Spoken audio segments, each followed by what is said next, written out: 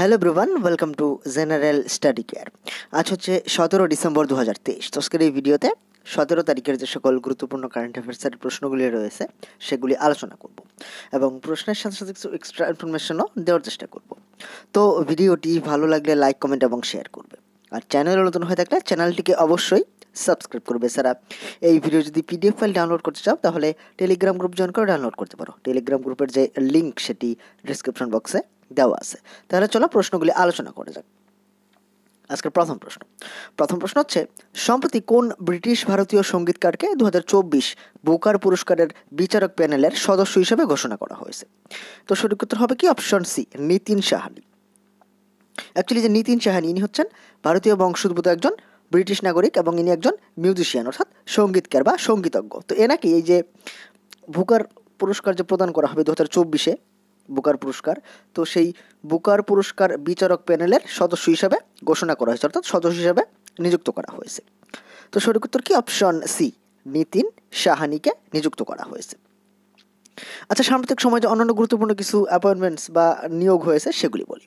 যেরকম সম্প্রতি তেলেঙ্গানা গভর্নমেন্ট রবি গুপ্তাকে তাদের নতুন ডিজিপি বা ডাইরেক্টর জেনারেল অফ পুলিশ হিসাবে নিযুক্ত করেছে। আর সম্প্রতি সমীর শাহ বিবিসির নতুন চিফ হিসাবে নিযুক্ত হয়েছেন। এছাড়া সম্প্রতি ম্যাক্স লাইফ ইন্স্যুরেন্স রাজীব আনন্দকে তাদের চেয়ারম্যান হিসাবে নিযুক্ত করেছে। আর সম্প্রতি ভাইস অ্যাডমিরাল দীনেশ ত্রিপাঠী ভারতীয় নৌবাহিনীর এই ভাইস চিফ হিসাবে নিযুক্ত হয়েছেন। এছাড়া সম্প্রতি আনামুলা রেবন্ত রেড্ডি তেলেঙ্গানার নতুন মুখ্যমন্ত্রী হিসাবে শপথ গ্রহণ করেছেন এবং নিযুক্ত হয়েছেন। আর সম্প্রতি লাল দোহমা মিজোরামের নতুন মুখ্যমন্ত্রী হয়েছেন।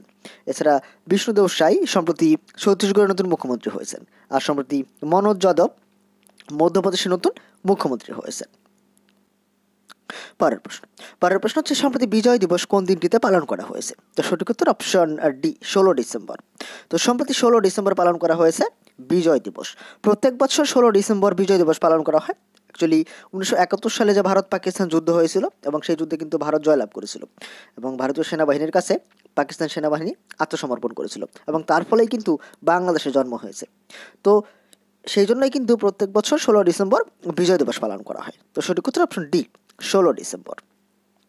আচ্ছা, যে ডিসেম্বর মাসে এ পর্যন্ত যে গুরুত্বপূর্ণ ডে বা দিবসগুলি পালন করা হয়েছে সেগুলি বলি। যেরকম 1 ডিসেম্বর ওয়ার্ল্ড এইডস ডে পালন করা হয়েছে, 2 ডিসেম্বর পালন করা হয়েছে national pollution control day, 3 December international day of persons with disabilities পালন করা হয়েছে, 4 ডিসেম্বর ইন্ডিয়ান নেভি ডে পালন করা হয়েছে, 5 ডিসেম্বর ওয়ার্ল্ড সয়েল ডে পালন করা হয়েছে, 6 ডিসেম্বর ন্যাশনাল মাইনার্স ডে পালন করা হয়েছে, 9 ডিসেম্বর পালন করা হয়েছে international anti corruption day, 10 December human rights day পালন করা হয়েছে, 11 ডিসেম্বর ইউনিসেফ ডে পালন করা হয়েছে, আর 12 ডিসেম্বর পালন করা হয়েছে ইউনিভার্সাল হেলথ কভারেজ ডে। এছাড়া 14 December national energy conservation day পালন করা হয়েছে। পরের প্রশ্ন হচ্ছে, সম্প্রতি অজন্তা ইলোরা ফিল্ম ফেস্টিভ্যালে কাকে Padmapani life time achievement award প্রদান করা হবে? তো সঠিক উত্তর কি অপশন বি, জাভেদ আখতার। এই যে দেখতে পাচ্ছি একজন বিখ্যাত লেখক, অ্যাকচুয়ালি যে মুভির স্ক্রিপ্ট লেখক ইনি এই জাভেদ আখতার। তো এনাকে কিন্তু এবারের যে অজন্তা ইলোরা ফিল্ম ফেস্টিভ্যাল অর্থাৎ 2024-এর যে অজন্তা ইলোরা ফিল্ম ফেস্টিভ্যাল সেখানে Padmapani life time achievement award প্রদান করা হবে। তো সঠিক উত্তর কি অপশন বি, জাভেদ আখতার। আমরা জানি জাভেদ আখতার ইনি কিন্তু অনেক বিখ্যাত যে মুভিগুলি রয়েছে তার সঙ্গে যুক্ত রয়েছেন। জাঞ্জির, দিবার, শোলে, ডন, কালাপাথর, এরকম বহু বিখ্যাত সিনেমার সঙ্গে ইনি যুক্ত। তো সম্প্রতি এনাকেই এই অজন্তা ইলোরা ফিল্ম ফেস্টিভ্যালে Padmapani life time achievement award প্রদান করা হবে এবং এই যে পুরস্কার সেরেমনি সেটি কিন্তু এই 2024-এর জানুয়ারি 3 তারিখে অনুষ্ঠিত হবে। তো সঠিক উত্তর হবে কি অপশন বি, জাভেদ আখতারকে এই অ্যাওয়ার্ড প্রদান করা হবে।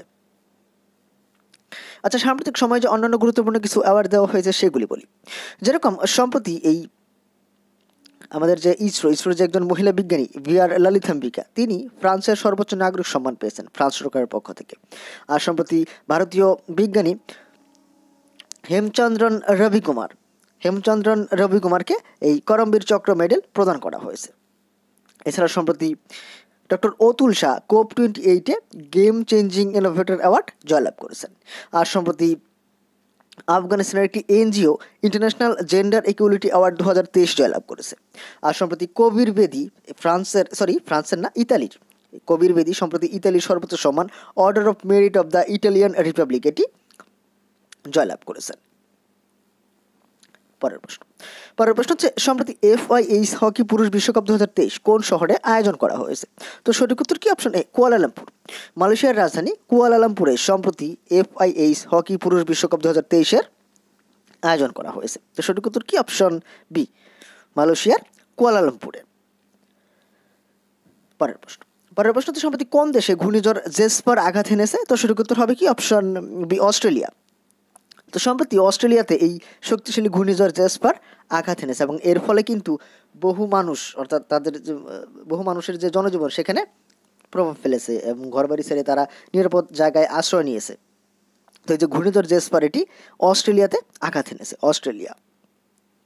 আচ্ছা, অস্ট্রেলিয়া সম্পর্কে বলি। অস্ট্রেলিয়ার রাজধানী ক্যানবেরা, মুদ্রা হচ্ছে অস্ট্রেলিয়ান ডলার, আর অস্ট্রেলিয়ার বর্তমানে প্রধানমন্ত্রী অ্যান্থনি অ্যালবানস। পরের প্রশ্ন হচ্ছে সম্প্রতি 2023 সালের গুগলের টপ ট্রেন্ডিং অ্যাথলিটের লিস্টে একমাত্র ভারতীয় ক্রিকেটার কে হয়েছে? তো এখানে সঠিক উত্তর কি? Option C, Shubman Gill. 2023 সালের গুগলের যে টপ ট্রেন্ডিং অ্যাথলিটের লিস্ট সেখানে কিন্তু ভারতীয় যে ব্যাটার শুভমন গিল তিনি রয়েছেন, অ্যাকচুয়ালি একমাত্র ভারতীয় হিসেবে তিনি রয়েছেন। এবং গ্লোবালি যদি দেখি ইনি 9 নম্বরে রয়েছেন, গ্লোবালি ইনি 9 নম্বরে রয়েছেন। তো সঠিক উত্তর কি? Option C, Shubman Gill. পরের প্রশ্ন হচ্ছে সম্প্রতি কোন দেশে তামিল কবি তিরুবল্লভর একটি মূর্তি উন্মোচন করা হয়েছে? তো এখানে সঠিক উত্তর হবে অপশন সি, ফ্রান্স। তো সম্প্রতি ফ্রান্সে তামিল কবি তিরুবল্লভর একটি মূর্তি উন্মোচন করা হয়েছে। তো সঠিক উত্তর অপশন সি, ফ্রান্সে। আচ্ছা, ফ্রান্সের রাজধানী কি? ফ্রান্সের রাজধানী প্যারিস। ফ্রান্সের মুদ্রা হচ্ছে ফ্র্যাঙ্ক এবং ইউরো। আর ফ্রান্সের প্রেসিডেন্ট হচ্ছেন এমানুয়েল ম্যাক্রন, আর বর্তমানে ফ্রান্সের প্রধানমন্ত্রী হচ্ছেন এলিজাবেথ ব্রোন। পরের প্রশ্ন হচ্ছে সম্প্রতি প্রকাশিত মার্সারের বিশ্বব্যাপী জীবনযাত্রার র্যাঙ্কিংয়ে ভারতীয় শহরগুলির মধ্যে কোনটি শীর্ষে রয়েছে?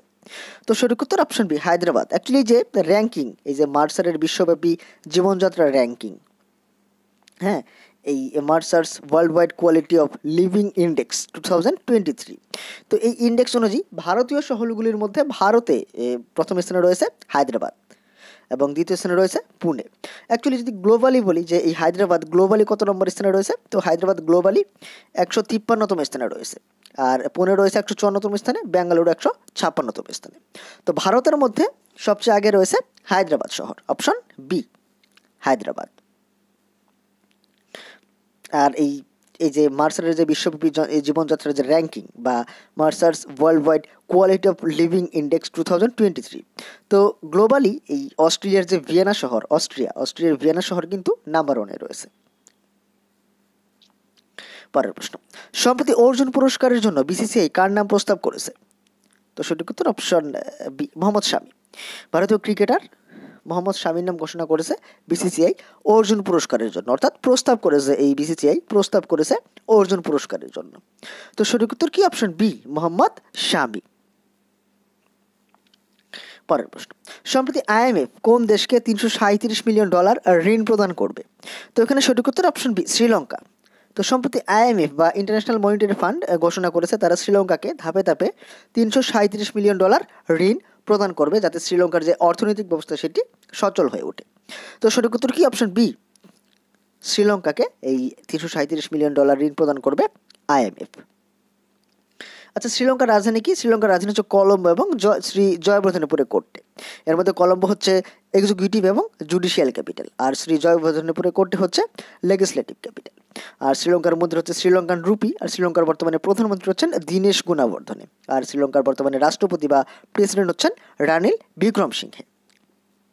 আচ্ছা, এবার একটু IMF সম্পর্কে বলি। ইন্টারন্যাশনাল মনিটারি ফান্ড, তো IMF প্রতিষ্ঠা করা হয় 1944 সালে, আর এর সদর দপ্তর হচ্ছে আমেরিকার ওয়াশিংটন ডিসিতে। এছাড়া বর্তমানে এই IMF এর ম্যানেজিং ডাইরেক্টর হচ্ছেন ক্রিস্টালিনা জর্জিভা।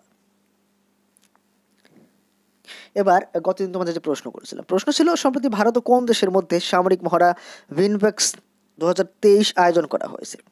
তো সঠিক উত্তর কি? Option B, Vietnam. সম্প্রতি ভিয়েতনামে আয়োজন করা হয়েছে এই,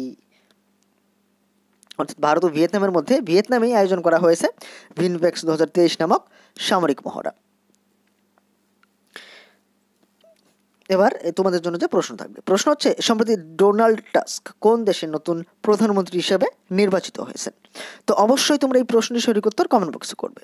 তো বন্ধুরা, ছিল আজকের ভিডিও, যেখানে 17 তারিখের গুরুত্বপূর্ণ কারেন্ট অ্যাফেয়ার্সের প্রশ্নগুলি আলোচনা করলাম। তো ভিডিওটি কেমন লেগেছে অবশ্যই কমেন্ট করে জানাবে, আর ভিডিওটি ভালো লাগলে লাইক, কমেন্ট এবং শেয়ার করবে। আর চ্যানেল নতুন হয়ে থাকলে চ্যানেলটিকে অবশ্যই সাবস্ক্রাইব করবে। পরের ভিডিওতে অন্যান্য প্রশ্নাবলী নিয়ে হাজির হব। আজকের ভিডিওটি দেখার জন্য ধন্যবাদ।